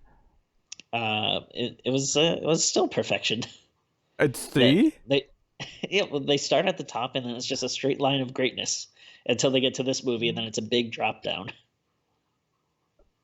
Do you know, I bet people are going to be disappointed there's no Leprechaun 3 review this month. And there was going to be at one point, and we had to push it for other things. But I think people are waiting with bated breath because I think our Leprechaun 1 and 2 reviews have been well loved by our fan base. So I mean, hey, you don't have to twist my arm to watch a Leprechaun movie again. Whenever we get a chance to do 3, I will be there. 3's a coming. 3's a coming. Do you know what? I promise we'll get 3 out before the end of the year, right? I'm making a promise to the fans right now that we'll get Leprechaun 3 out before the end of the year. Viva Las Vegas. I'm regretting my decision already. Yes. You done? Is that Leprechaun Origins? Yeah. Okay. That's why it's silent. My number 5 is probably the newest film, not in terms of release, but the newest one in terms of when I saw it. Okay. This is by far the most recent thing I have watched that's on this list. In fact, I bet it's a Howling movie. and the review for this went up less than a week ago as part of the October-thon, and it is indeed The Howling Reborn. The only reason why that I don't have this on my list is because it was too recent. I didn't feel like updating my list after we watched it, but oh god, oh boy. Oh my god, this is a reboot of The Howling, which is inspired because Twilight was making a lot of money, so they wanted to do a Twilight version of The Howling, and this is what we got. We got The Howling Reborn, and let me just tell you, this is a franchise where the previous entry was referred to as the line dancing one that we have both mentioned on our lists. And somehow, some way, they made a worse film. They made something that I would put below the previous 4 entries, all of which were garbage. All of which, I had Howling 4 on here, I had 5 on here, I had 6 on here, I had 7 on here. I had the last 4 Howling movies on this list. This is the 5th one. 5 in a row. And you'll notice as well that they're in order. The first one I had was 4, and then a bit worse than that was 5, a bit worse than that was 6, a bit worse than that was 7, and a bit worse than that is The Howling Reborn, which easily makes this the worst horror franchise in the history of horror franchises, because the level of quality, which was not even that great to begin with, but from 4 onwards is absolute trash. And this movie takes it and turns it into a Twilight wannabe with lots of sappy pop music, a main character who's meant to be the sensitive guy who the girls are all going to like, even though he's really shy, but he looks like Harry Potter. It's full of teen romance. The werewolf stuff is laughable at best. Yeah, this was so goddamn bad. I mean, yeah, definitely go back and check the full review on it. But man, what's interesting about all the movies, like I wouldn't argue with you having all of them on your list because they are all very bad, but they're all very bad in like different ways. They Like I are. feel like when you can, like, I mean, obviously they all have very similar things in common, but there's also like so much different stuff that you can point out. It's like you said, like, yeah, this is the line dancing one. This is the Twilight ripoff. This is the one that was so dark I couldn't see. Like, they all have like something like uniquely bad about them. Yeah, 4 is the slow remake of the first one. 5 is the one that's so dark you can't see. 6 is the one where it's a werewolf drifter versus like Satan, but it's boring. 7 is the line dancing one. 8 is the Twilight ripoff. What a franchise. So sad. What a franchise. Yes, we had a 75-minute review of this. You can go check that out. What's sad is if they do end up like putting out like a comprehensive like box set of all the movies, I'll probably still buy it. Don't do it, Tim. Don't do it. I'll try. I think Scream Factory put out 2 and 3. Yeah, that's all you need. Yeah, obviously 1's out as well. You don't need anything past those. Okay, what's your number 4? So you already mentioned this. My number 4 is Green Inferno. Yeah, this is just god awful.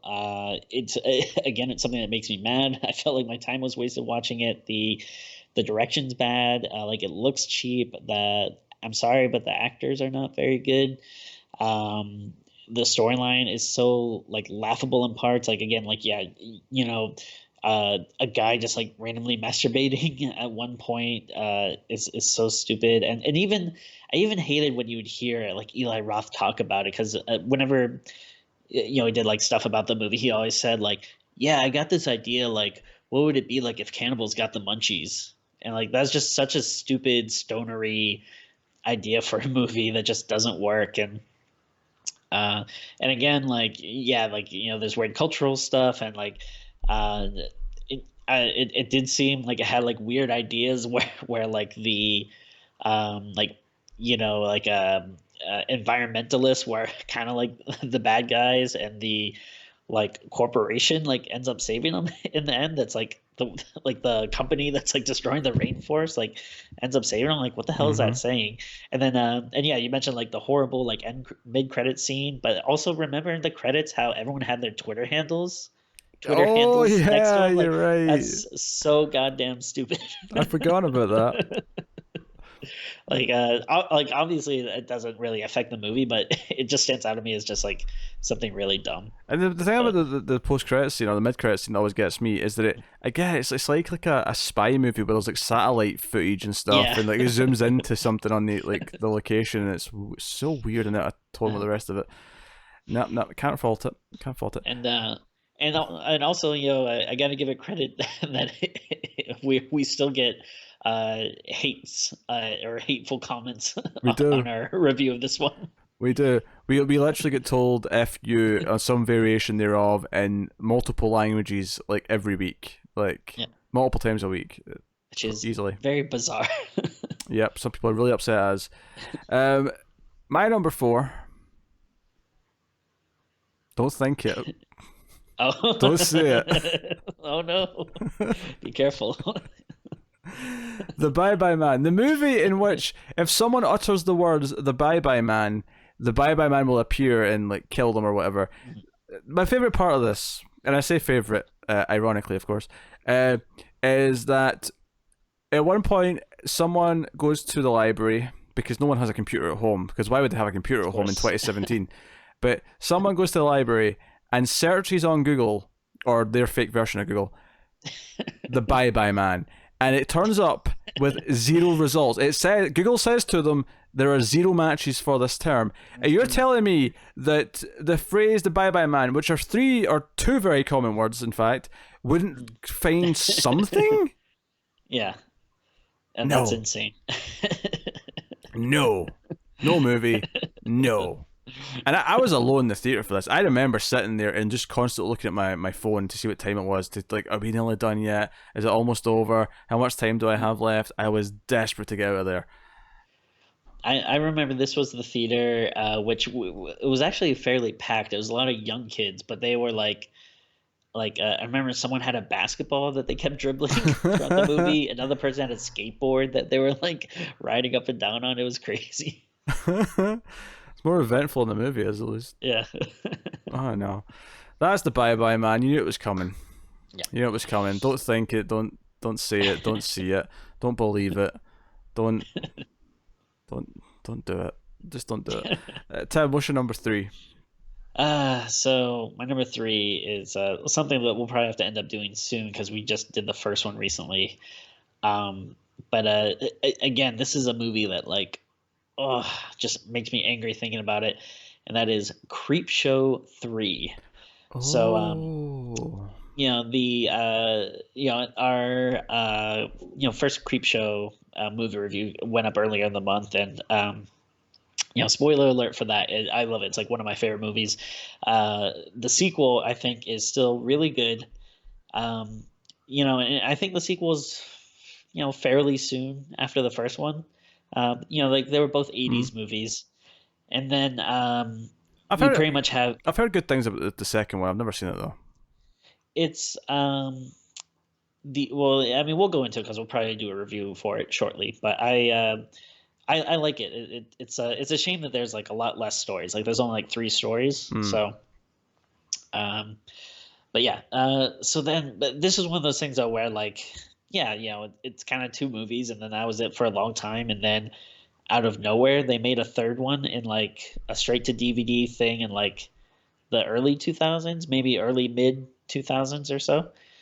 And again, it was just one of those ones where no one had ever heard of it, and then all of a sudden you're at Blockbuster and it's like, oh shit, like a Creepshow 3, like hell yeah. And it is so bad. The quality is horrible, the stories are awful, the special effects are bad. It's like doesn't make any sense. It's absolutely infuriating.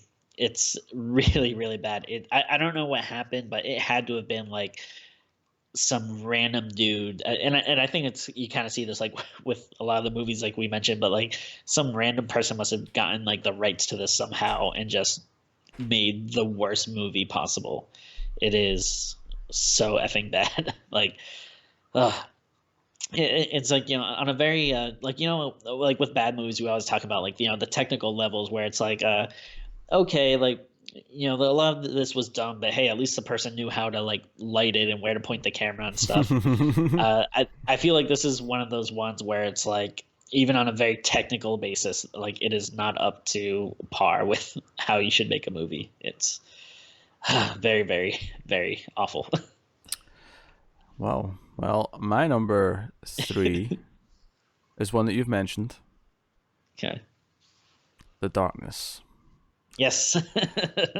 That's because this movie was like a 1 out of 10. I remember getting to the end of that review and being like, "This might be the worst thing we've ever reviewed." It is absolute garbage, and we'd seen some garbage that year, but this somehow topped all of it. And I feel like just the editing wasn't right. Beyond the plot being bad and beyond the generic scares and all the stuff that we usually complain about in these movies, which gets it quite low in the rating system. This movie wasn't even edited properly. I was noticing weird edits and things that just didn't feel like they flowed very well, and it's just a frustrating time. So, I give it credit for like standing out in like a sea of like generic mediocre movies that somehow managed to like stand out as the worst of them. Yeah, I feel like The Darkness and The Bye Bye Man are kind of that back to back, right? Darkness was 2016, Bye Bye Man was 2017. For both of them, it was like, no, they're clearly the worst of the bunch, and there's not really much competition. Well, there's a lot of competition, but they're clearly the ones that are winning. Yeah, because when we talked about other stuff, like we both had like Truth or Dare or Friend Request or whatever, or kind of close together because they're both bad, but they're very like which one's worse? I don't know, like whatever. But yeah, this one it was just like for some reason it just stands out above everything else as just being so bad. Yep. Which leads us to Tim's number 2. Yeah. So I bet if people know us, and especially probably you more than me, like there's probably something that's been a little, conspicuously absent Something that's on the not popped list. up yet. Yeah. Yeah. So I'm gonna make a prediction. I'm gonna guess that this is your number one, but we'll see. We'll see. But Mhm. my number two is Halloween. And again, I know you're probably thinking like, oh wait, you're pretty positive on Halloween we did before, but I'm talking about the 2007 version. And again, it's funny that now we have to differentiate between the three different I know it's versions. 2018 now as well. Yeah. But no, I mean, yeah, obviously, I had a couple other Rob Zombie movies on, the list here. I don't like his aesthetic. I don't like what he does, and this is just, you take a classic, a great movie that didn't need any type of updating or whatever, but you just managed to take everything that was good about it and like flip it over and make it bad. Spending too much time going into the backstory and having like unlikable characters that are just like constantly talking like the way no one does in real life, where they're like, like fingering bagels at the breakfast table in front of their parents, like versus like Jamie Lee Curtis in the first movie, who you're like, oh, I like this person. They seem like a cool person to hang out with. Where the characters in this movie are just constantly like, blah, blah, blah, blah, I'm gonna swear and talk about sex and f you, man. Like it's like Jesus Christ. Yeah, it's absolutely awful. Well, it looks like we're doing 2 movies on Halloween, Tim, because my number 2 is Halloween 2007, directed by Rob Zombie. Oh man. I'm glad it happened at least once. Although it does make me wonder what your number one's gonna be. Well, I mean, like Halloween 2007 is this slap in the face of the original film. It takes Michael Myers, tries to explain why he is the way he is, takes all the mystique out of him. It's like, oh no, his dad's a drunk and his mum's a stripper and his sister's a slut and that's why he's this way. He's trailer trash and that's why he's like this. It is such an unpleasant film from start to finish, and I think unpleasant's a very good word for it. Yeah, there's the majesty. Like when you watch Halloween 78, right? You watch the original. There's a majestic quality. The camera work guides you through it. It's so confident. It's so, you feel like you're part of a dance that has been rehearsed and is understood, and you're in part of a tapestry of a very simple story that is executed flawlessly. And Halloween 2007 shits all over it with a giant turd. Yeah. Yeah. Disrespect. So. Yeah, and I think that's kind of one of the reasons why I had it higher on the list, because like, something like, the Bye Bye Man, like obviously it's very bad, but at least it's not like ruining anything or tainting anything versus this, where it's like, okay, not only is this an awful, horrible movie, but you're like absolutely shitting on one of the best horror movies ever made. So yeah. Ugh. So Leprechaun 3 on Halloween then, on top of The Shining. You know what? It's extra work, but I think we can probably make that happen. I think we can do it. I think we can do it. I mean, I've already thought in my head how we schedule it, Tim. I'll talk to you afterwards. It's fine. Okay. Get the Leprechaun 3 treat. What have I agreed to? Why am I agreeing to this? Why am I suggesting this? That's a very good question. I just love the idea. After doing all the bad movies, you want to do something good. Yeah, I love the idea though of just you making this promise. We'll do something special if we both have something at the same number, and I'm like, yes, it happened right at the last second. Oh dear. Right, so yeah, number 2 for both of us, Halloween, Rob Zombie, 2007, absolute garbage. What's your number 1, Timmy? In fact, no, before you say number 1, recap time. You have to go start at number 50 and just list your whole thing and then end with number 1.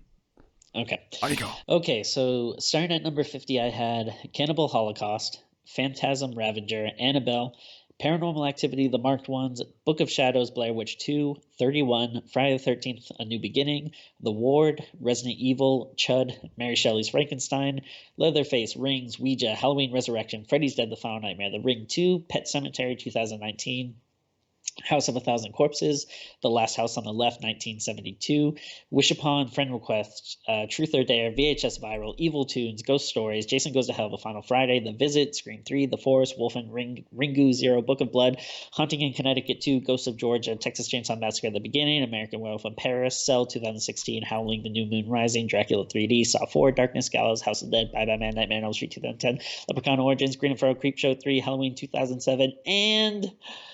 Number 1. Cabin Fever 2016. Whoa! I did not see that coming. So here's the thing. So this movie is obviously very, very bad. The reason why it's my number 1 is because it's also the most pointless movie that's ever made. Because it is an exact remake. Like they took, first of all, it's a remake of a movie that was not that old. Like it was maybe 10-ish years old at that point. Like maybe less than that. I don't know. Cabin Fever, I think, was 2005. I want to say. Okay, so so it was 11 years old. Yeah. Yeah, so it's not even that old, and it's not like something that it was. It's not like there's anything crazy about it that it would need to be remade. Like it's not like it's based on a book and it's missing stuff, or that there's big budget stuff that they weren't able to do. But they remade it using the same exact script, and then just on a lower budget. So it's like a remake of at best maybe an okay movie but using less talented filmmakers and actors and the same exact script, and it's so goddamn dumb. What is the point of that? It makes absolutely no sense. I hated it too. Truth be told, this was on my initial draft, and it got cut from. So for me, this is number 54 or something like that. I did not like it. It's I mean, maybe you can say some of these other movies are worse or whatever, but the reason why it's my number 1 again is just the utter pointlessness of it. Halloween, at least, again, I don't like it. It's very stupid, but I mean, I guess I see why they remade it, even though it's an utter failure. I can see what they were trying to do, even though it sucked. This, I don't understand the point of it whatsoever. It is so dumb and needless, and the fact that there's really good movies out there that don't get made, and for some reason this was made, is dumb. It's an unjust world. Whoa! I did not expect that, Timmy. I did not expect that. It's. I mean, there might be other movies that make me madder when I think about them, but this one makes me really mad too. Just it's so stupid. Also, why did they make this? I want answers. Why is this a thing? I don't have answers for you, Timmy. We're gonna have to find Eli Roth and tie him up and ask him politely. I suppose. I have to correct myself. I said earlier on that the Howling sequels I went in order. That's not entirely true, actually. I said 4 was worse than 5, which I actually stand by now that I'm thinking about it. But so I'll recap. Number 50. Howling 5, Rebirth. 49, Cursed. 48, I Still Know What You Did Last Summer. 47, Urban Legends, Final Cut. 46, Nail Gun Massacre. 45, Dead Silence. 44, The Boy. You heard me. 43, Crimson Peak. 42, Freddy's Dead, The Final Nightmare. 41, Phantasm Ravager. 40, 31. 39, The Nun. 38, The Haunting, 1999. 37, The Howling 4, The Original Nightmare. 36, Paranormal Activity 4. 35, Jason Goes to Hell, The Final Friday. 34, Bram Stoker's Dracula. 33, The Black Room. 32, Halloween, The Curse of Michael Myers. 31, The Happening. 30, The Unborn. 29, The Gallows. 28, Annabelle. 27, The Woman in Black. 26, The House at the End of the Street. 25, 13 Ghosts. 24, The Howling 6, The Freaks. 23, Don't Knock Twice. 22, The Uninvited. 21, The Green Inferno. 20, The Forest. 19, Slender Man. 18, Darkness Falls. 17, The Ring 2. 16, Dark Skies. 15, Friend Request. 14, Truth or Dare. 13, Satanic. 12, Vampire in Brooklyn. 11, The Wolfman. 10, Rings. 9, The Other Side of the Door. 8, Ouija. 7, The Howling 7, New Moon Rising. 6, Sinister 2. 5, The Howling Reborn. 4, The Bye Bye Man. 3, The Darkness. Number 2, Halloween 2007, which leads me to my number 1 worst horror film of all time. Halloween 2, 2009. Do you know what's so impressive about Halloween 2007 is that somehow Rob Zombie came back 2 years later with an even worse version of it. He somehow topped it and gave you a worse movie where his mother appeared on a horse and told Michael to kill for Mummy. Kill them, Michael. Kill them for Mummy, Michael. You know, as you're going through your list, I was writing down on my phone my prediction for what your number 1 would be, and I don't know if you can see that there. Oh, there it is. I knew that was coming.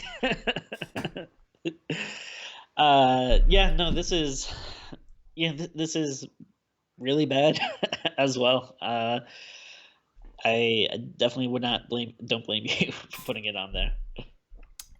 I don't even, like, obviously it's got everything that Rob Zombie movies have that I hate, that grimy thing that he's going for, all this shaky cam where it doesn't really make much sense. I suppose, and I said this when we reviewed it, I'm pretty sure, but like the opening, like in the movie where she's been chased around the hospital, kind of like it actually as a remake of like the original Halloween 2. Is the best part of the movie, and it's not like amazing, but it's like, oh hey, I can actually see kind of a fun slasher movie almost in here. It's filmed like a normal like serial killer scene, and it actually is kind of working. But then the whole point is it's a dream sequence, and it's almost like Rob Zombie's turning his nose up at it and saying, no, you want a proper slasher movie, I'm not going to give you that, I'm going to give you a Rob Zombie movie. And you know what? Fuck you, Rob Zombie. I hate this movie. I hate it so much. I hate Laurie becoming the new killer, you know, at the end or whatever. Like, I hate all of it. It's like her whole thing feels like very mean, like the way they treat her. Like she's like so messed up and like constantly lashing out at people, and like she was already like unlikable in the first one, but this one like it sucks to say, like, someone who's suffering like what she had to go through is unlikable, but she really is, like, you know, like so mean and angry towards everyone. And then it also does like a disservice to Loomis, who again is like, like one of the, like, you know, the great characters from the first movie. And then they also turn him into a bad guy, like, whereas just like they try to give him a little bit of redemption, but he really is just like, you know, this cheesy, you know, like leech that's just, you know, like out for himself. And he's completely separate from most of the movie. He's off like he's like a book signing and getting drunk because of like the way he's been interviewed and stuff. It's I despise it. Like I can't believe that he somehow made a worse film than the first Halloween.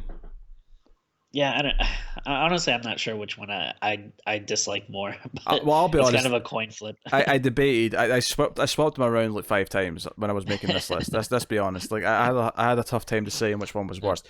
But there wasn't a doubt in my mind that my 1 and 2 were these 2 movies. Not a doubt from the start of this list making process. There was nothing else that was going to top either of those. So there it is. There you go. That is our top 50 worst horror films of all time. I was going to say of something or of all time. And because Tim foolishly made a promise at the start of this episode saying that if we had the same movie in the same slot, we'd do something special, to which I suggested 2 films on Halloween Day. We'll try and make that happen. We'll see what we can do. The second of which will be Leprechaun 3. And I don't think it's a spoiler to say that the main film in Halloween will be The Shining, because it's a big movie but not done yet, and because there's a little sequel coming out, right? Basically, I think it's Halloween it's out, if I remember right. But I think it's like the first week of November. So. Is it the first week of November? Yeah. But either way, it's the perfect time to do The Shining, so you can look forward to that. But hopefully you've been enjoying this list. Hopefully you've enjoyed the October-thon. Hopefully you're not too angry about anything we made fun of. I feel there'll be some Green Inferno fans getting pissed off in the comments. Yeah. Like, Green Inferno. Eli Ross is an auteur. But hopefully you've been enjoying the October-thon. By the time this one goes up, we'll be quite late on Obviously, the other countdown we have to do is the results of your guys' entries. It's too late now to submit them. In fact, by the time this goes up, I think we've already recorded the first half of it. We have in our schedule, but that's still to come. So hopefully, look forward to that. And that is best films of all time, but it's voted for by you guys, not us. So that should be fun. There's obviously still some movies to come over the week, up to Halloween, but hopefully we've been having a fun October 2019. All that's left to say is to like and subscribe, all the usual stuff. Ding the bell to make sure you get notifications, especially since right in the month of October, because we're posting so much stuff, YouTube stops notifying subscribers because if you post too much.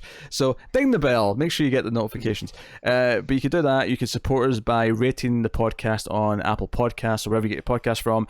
Give us 5 stars. It helps us find new audience members because it shares us out a bit more, recommends us out because of the higher rating average.